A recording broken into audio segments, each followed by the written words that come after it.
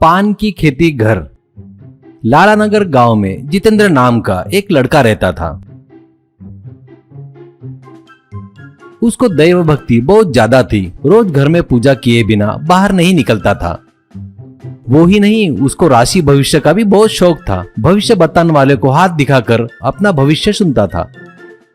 उसने अगर अच्छा बताया तो वाह सही है, बरोबर बोले आपने। वैसे मेरे अच्छे दिन आ रहे हैं करके मुझे भी लग रहा है मैं कभी न कभी बड़ा आदमी बनूंगा। ये आपने बताया ना, ये सच है। ये लो आपने जितने मांगे थे ना उससे ज्यादा दे रहा हूँ करके देता था। अगर उसने ठीक से नहीं बोला तो अरे क्या जी, मेहनत किए तो कोई भी बड़ा आदमी बन सकता है। वो आप क्या बता रहे हैं, मुझे पता नहीं है क्या? भविष्य बताओ बोले तो नीतियाँ सुना रहा है करके गालियां देता था।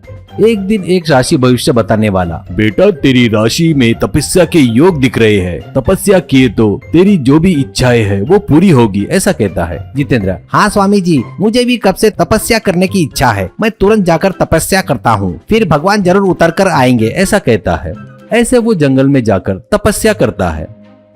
1 घंटा करते ही पैर दर्द करते हैं, हाथ में भी दर्द होता है। एक बार ब्रेक लेकर फिर तपस्या करना शुरू करता है। इतने में खुजली हुई तो पीठ खुजाता है। इसकी वो हालत, वो कारोबार दूर बैठे एक स्वामी जी ध्यान से बैठकर देख रहे थे। वो बेटा इधर आ करके बुलाते हैं। जितेंद्र उनके पास आता है।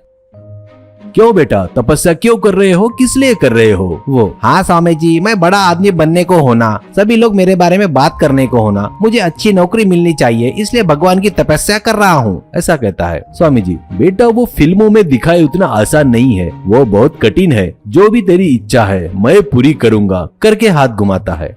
बस एक रोशनी जितेंद्र के अंदर प्रवेश करती है। वो बेटा अब तुझे आगे वाला कैसा है तुझे पता चल जाएगा। ऐसी शक्ति मैंने तुझे दिया है, इसकी मदद से तू अपनी इच्छा पूरी कर ले कहकर ओम तत्सत कहता है। वो वापस घर आते वक्त एक जगह पर पान से बनाया हुआ घर दिखता है। उसके आगे बहुत से लोग खड़े थे।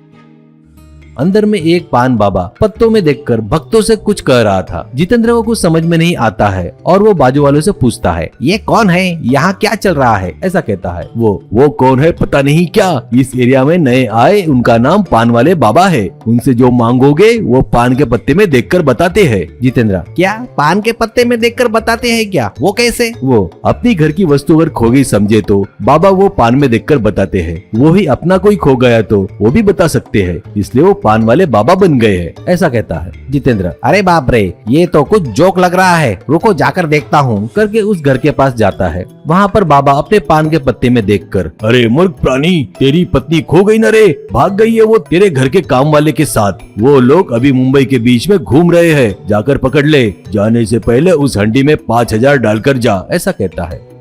वो हुंडी में पैसे डालता है। पान के पत्ते में देखते हुए एक औरत से, माँ जी तुम्हारे पति पीना छोड़ना बोले तो बहुत कठिन है। अभी वो वाइन शॉप के पास पी रहे हैं, उसको मेरे पास लेकर आओ, मैं कुछ रस दूंगा, हुंडी में 5000 डाल दो, ऐसा बोलता है। वो डालकर चली जाती है। बाबा जितेंद्र को देखकर, तुम्हारी क्या समस्या है बेटा?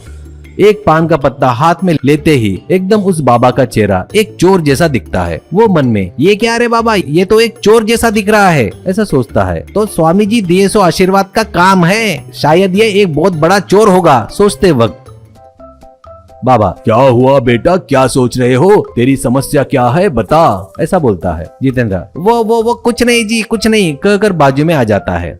पान वाले बाबा और किसी को कुछ बता रहे थे। जितेंद्र तुरंत पुलिस को फोन करता है। वो आते ही खुद के अंदर जो पावर है उसके बारे में बताकर ये बाबा उसे चोर जैसे लग रहे हैं करके बताते हैं। बस पुलिस आकर बाबा को पकड़कर उनकी दाढ़ी मूंछें खींचती है। एसआई, अरे बाप रे, तू है क्या रे गब्बर, इतने दिनों से इस भेष में छुपा हुआ है क्या? तेरे ऊपर बहुत केस लगाने हैं, चल रे पुलिस स्टेशन करके जितेंद्र को, बेटा तेरे जैसे लोग हमारे डिपार्टमेंट में बहुत जरूरी है, तेरी आवश्यकता है। एसपी साहब से बात करके तुझे एसआई की नौकरी दिलवाता हूँ, ऐसा कहता है। अगले दिन टीवी में उसके बारे में आ रहा था तो जितेंद्र बहुत खुश हो रहा था। गाँव में सभी लोग उसकी तारीफ कर रहे थे। ये देखकर वो बहुत खुश हो रहा था। वो वैसे एसआई बनकर उसकी इच्छा पूरी होने से बहुत खुश होता है।